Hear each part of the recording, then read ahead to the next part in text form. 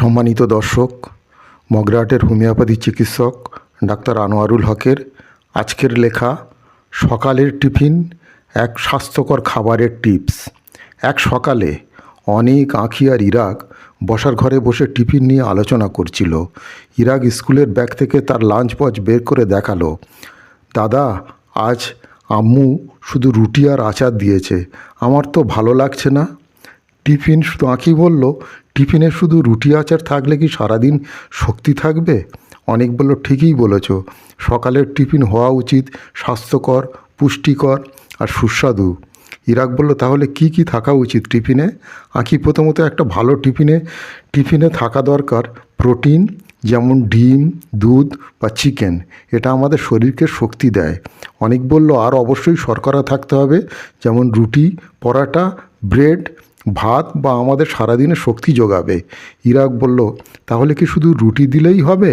আঁখি বলল, না, সাথে সবজি বা ফল থাকা উচিত, যেমন একটু শসা, গাজর, একটা কলা, যা আমাদের ভিটামিন আর ফাইবার দেয়। অনেক বলল, আর একটা গুরুত্বপূর্ণ বিষয় হলো জল। টিফিনের সাথে এক বোতল জল রাখা খুবই জরুরি, যাতে শরীর হাইড্রেট থাকে। ইরাক বলল, তাহলে চিপস বা চকলেট খাওয়া যাবে না? অনেক বলল, মাঝে মধ্যে খেতে পারো, কিন্তু প্রতিদিন খাওয়া ঠিক নয়। চিপস, চকলেট, কোল্ড ড্রিঙ্কস এগুলো অস্বাস্থ্যকর, কারণ এতে অনেক চিনি আর ফ্যাট থাকে, যা শরীরের জন্য ভালো নয়। আঁখি বলল, তার চেয়ে বরং ঘরে বানানো স্যান্ডউইচ, পনির, রুটি, নটস, ফলের মিশ্রণ খাওয়াই ভালো। ইরাক বলল, বাহ, তাহলে আমাদের টিফিনে এবার থেকে একটা ডিম, ফল আর রুটির সাথে একটু সবজি থাকবে। অনেক বলল, দারুণ।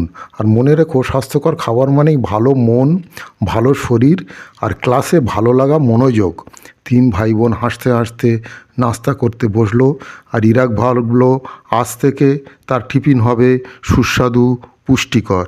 সুপ্রিয় দর্শক, আজকের এই টিপস স্টোরি যদি আপনাদের ভালো লেগে থাকে, চ্যানেলটিকে সাবস্ক্রাইব করে রাখতে পারেন আর ভিডিওটিকে লাইক ও শেয়ার করুন। ভালো থাকুন, সুস্থ থাকুন।